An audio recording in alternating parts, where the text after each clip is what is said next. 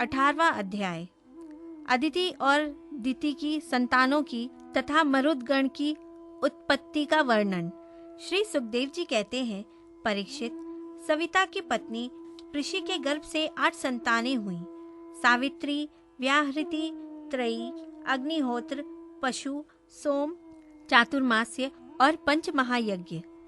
भक्त की पत्नी सिद्धि ने महिमा, विभु और प्रभु, ये 3 पुत्र और आशीष नाम की एक कन्या उत्पन्न की। यह कन्या बड़ी सुंदरी और सदाचारिणी थी। धाता की 4 पत्नियां थीं, कुहू, सिनीवाली, राका और अनुमति। उनसे क्रमश सायन, दर्श, प्रातः और पूर्णमास ये 4 पुत्र हुए। धाता के छोटे भाई का नाम था विधाता, उनकी पत्नी क्रिया थी। उससे पुरुष्य नाम के 5 अग्नियों की उत्पत्ति हुई। वरुण जी की पत्नी का नाम चर्षणी था। उससे भृगु जी ने पुनः जन्म ग्रहण किया। इसके पहले वे ब्रह्मा जी के पुत्र थे। महायोगी वाल्मीकि जी भी वरुण के पुत्र थे। वाल्मीकि से पैदा होने के कारण ही उनका नाम वाल्मीकि पड़ गया था। उर्वशी को देखकर मित्र और वरुण दोनों का वीर्य स्खलित हो गया था। उसे उन लोगों ने घड़े में रख दिया। उसी से मुनिवर अगस्त्य और वशिष्ठ जी का जन्म हुआ। मित्र की पत्नी थी रेवती। उसके 3 पुत्र हुए, उत्सर्ग, अरिष्ट और पिंपल। प्रिय परीक्षित, देवराज इंद्र की पत्नी थी पुलोम नंदिनी शची। उनसे हमने सुना है उन्होंने 3 पुत्र उत्पन्न किए, जयंत, ऋषभ और मीडवान। स्वयं भगवान विष्णु ही बलि पर अनुग्रह करने और इंद्र का राज्य लौटाने के लिए माया से वामन उपेंद्र के रूप में अवतीर्ण हुए थे। उन्होंने 3 पग पृथ्वी मांगकर तीनों लोक नाप लिए थे। उनकी पत्नी का नाम था कीर्ति। उससे वृश्चिलोक नाम का पुत्र हुआ। उसके सौभग आदि कई संतानें हुईं। कश्यप नंदन भगवान वामन ने माता अदिति के गर्भ से क्यों जन्म लिया और इस अवतार में उन्होंने कौन से गुण, लीलाएं और पराक्रम प्रकट किए, इसका वर्णन मैं आगे 8वें स्कंद में करूंगा। प्रिय परीक्षित, अब मैं कश्यप जी की दूसरी पत्नी अदिति से उत्पन्न होने वाली उस संतान परंपरा का वर्णन सुनाता हूँ, जिसमें भगवान के प्यारे भक्त श्री प्रहलाद जी और बलि का जन्म हुआ। दीति के दैत्य और दानवों के वंदनीय 2 ही पुत्र हुए, हिरण्यकशिपु और हिरण्याक्ष। इनकी संक्षिप्त कथा मैं तुम्हें 3रे स्कंद में सुना चुका हूँ। हिरण्यकशिपु की पत्नी दानवी कयाधु थी। उसके पिता जंब ने उसका विवाह हिरण्यकशिपु से कर दिया था। कयाधु के 4 पुत्र हुए, संलाद, अनुलाद, लाद और प्रहलाद। इनकी सिंहिका नाम की एक बहन भी थी। उसका विवाह विप्रचित्ति नामक दानव से हुआ। उससे राहु नामक पुत्र की उत्पत्ति हुई। यह वही राहु है जिसका सिर अमृत पान के समय मोहिनी रूपधारी भगवान ने चक्र से काट दिया था। संलाद की पत्नी थी कृति। उससे पंचजन नामक पुत्र उत्पन्न हुआ। लाद की पत्नी थी धमनी। उसके 2 पुत्र हुए, वातापी और इलवल। इस इलवल ने ही महर्षि अगस्त्य के आतिथ्य के समय वातापी को पकाकर उन्हें खिला दिया था। अनुलाद की पत्नी सूरमया थी। उसके 2 पुत्र हुए, बाष्कल और महिषासुर। प्रहलाद का पुत्र था विरोचन।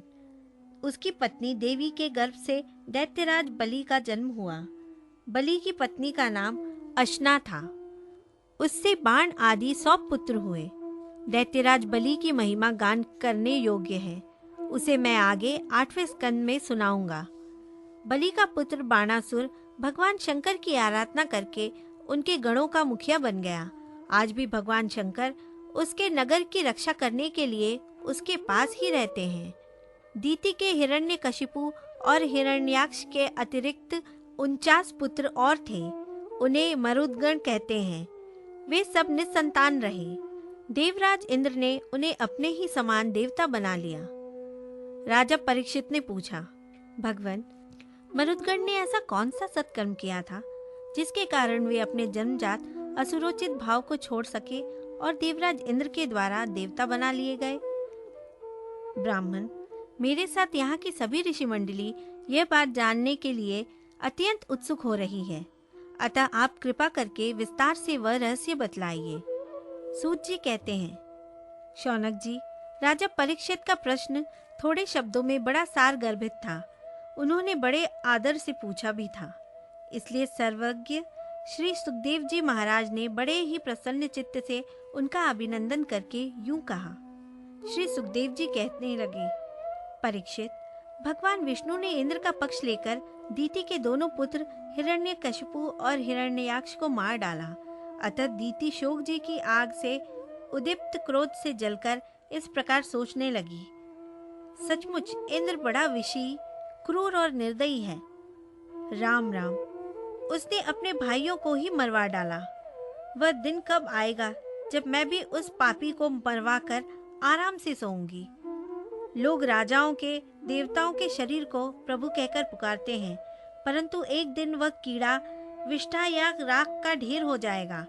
इसके लिए जो दूसरे प्राणियों को सताता है, उसे अपने सच्चे स्वार्थ या परमार्थ का पता नहीं है, क्योंकि इससे तो नरक में जाना पड़ेगा। मैं समझती हूँ इंद्र अपने शरीर को नित्य मानकर मतवाला हो रहा है, उसे अपने विनाश का पता ही नहीं है। अब मैं वह उपाय करूंगी जिससे मुझे ऐसा पुत्र प्राप्त हो जो इंद्र का घमंड चूर चूर कर दे। दीति अपने मन में ऐसा विचार करके सेवा, शुश्रूषा, विनय, प्रेम और जितेंद्रियता आदि के द्वारा निरंतर अपने पतिदेव कश्यप जी को प्रसन्न रखने लगी। वह अपने पतिदेव के हृदय का एक एक भाव जानती रहती थी और परम प्रेम भाव, मनोहर एवं मधुर भाषण तथा मुस्कान भरी तिरछी चितवन से उनका मन अपनी ओर आकर्षित करती रहती थी।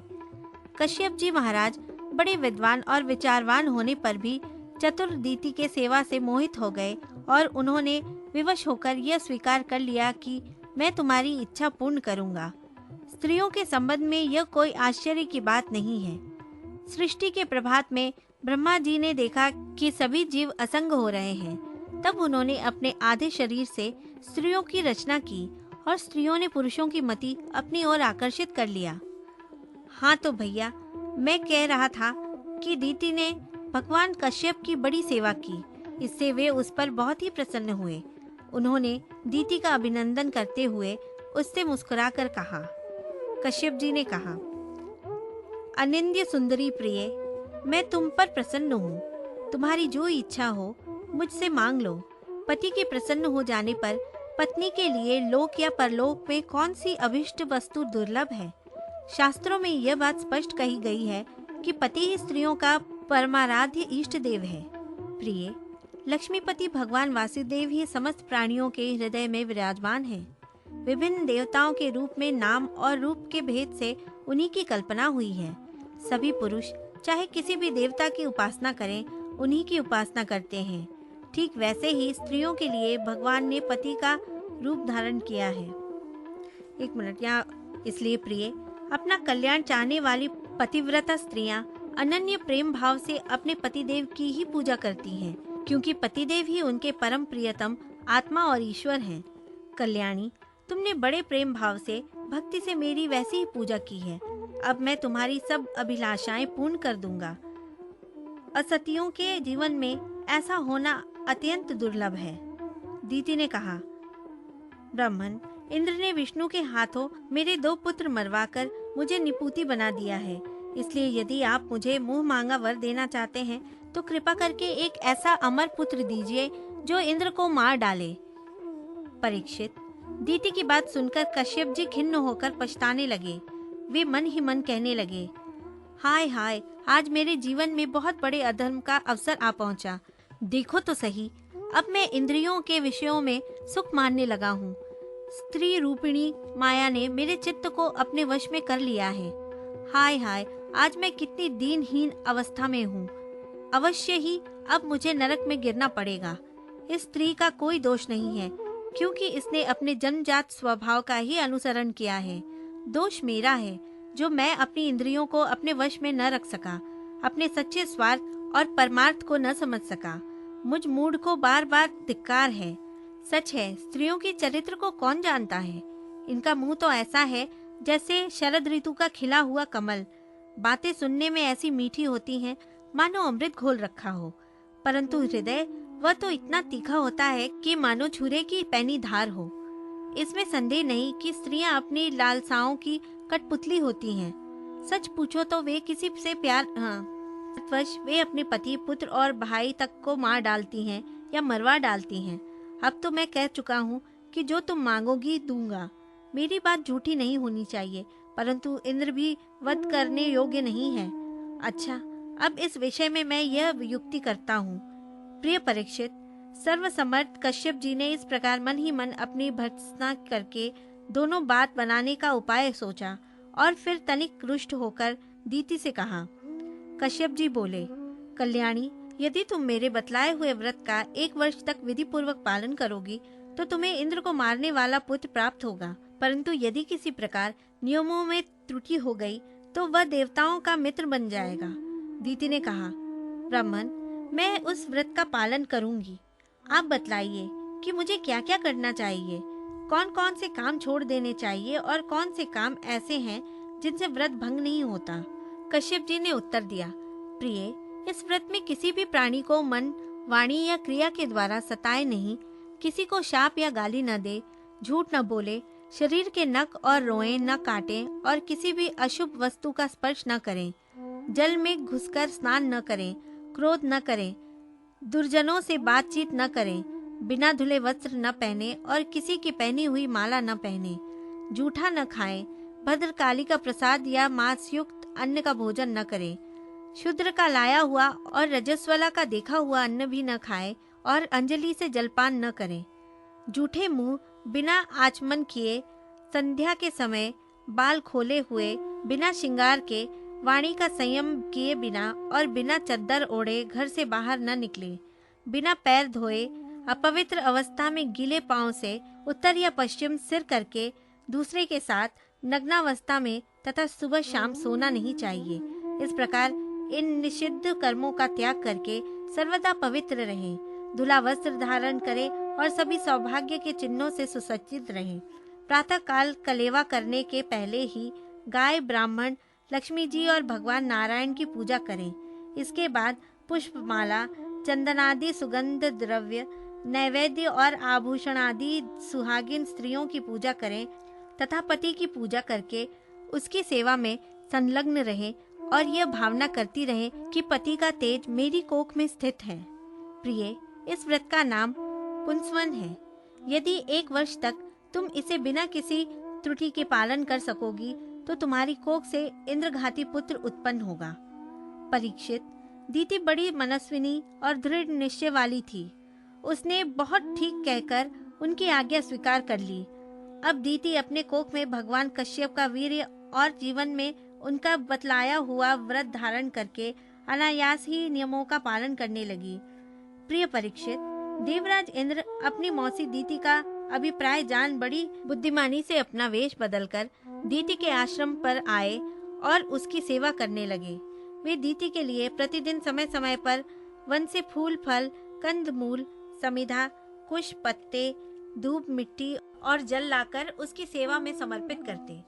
राजन, जिस प्रकार बहेलिया हरिण को मारने के लिए हरिण की सी सूरत बनाकर उसके पास जाता है, वैसे ही देवराज इंद्र भी कपट वेश धारण करके व्रत परायण दीति के व्रत पालन की त्रुटि पकड़ने के लिए उसकी सेवा करने लगे।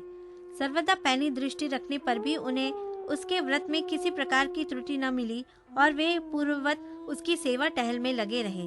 अब तो इंद्र को बड़ी चिंता हुई। वे सोचने लगे, मैं ऐसा कौन सा उपाय करूं जिससे मेरा कल्याण हो। दीति व्रत के नियमों का पालन करते करते बहुत दुर्बल हो गई थी। विधाता ने भी उसे मोह में डाल दिया था। इसलिए एक दिन संध्या के समय झूठे मुंह, बिना आचमन किए और बिना पैर धोए ही वह सो गई। योगेश्वर इंद्र ने देखा कि यह अच्छा अवसर हाथ लगा। वे योग बल से झटपट सोई हुई दीति के गर्भ में प्रवेश कर गए। उन्होंने वहां जाकर सोने के समान चमकते हुए गर्भ के वज्र के द्वारा 60 टुकड़े कर दिए। जब वह गर्भ रोने लगा तब उन्होंने मत रो यह कहकर 7 टुकड़ों में से एक एक के और भी 60 टुकड़े कर दिए। राजन, जब इंद्र उनके टुकड़े टुकड़े करने लगे तब उन सबों ने हाथ जोड़कर इंद्र से कहा, देवराज, तुम हमें क्यों मार रहे हो? हम तो तुम्हारे भाई मरुदगण हैं। तब इंद्र ने अपनी भावी अनन्य प्रेमी पार्षद मरुदगण से कहा, अच्छी बात है, तुम लोग मेरे भाई हो, अब मत डरो। परीक्षित, जैसे अश्वत्थामा के ब्रह्मास्त्र से तुम्हारा कुछ भी अनिष्ट नहीं हुआ, वैसे ही भगवान श्री हरि की कृपा से दीति का वह गर्भ वज्र के द्वारा टुकड़े टुकड़े होने पर भी मरा नहीं। इसमें तनिक भी आश्चर्य की बात नहीं है, क्योंकि जो मनुष्य एक बार भी आदि पुरुष भगवान नारायण की आराधना कर लेता है, वह उनकी समानता प्राप्त कर लेता है। फिर दीति ने कुछ ही दिन कम 1 वर्ष तक भगवान की आराधना की थी। अब वे 49 मरुदगण इंद्र के साथ मिलकर 50 हो गए।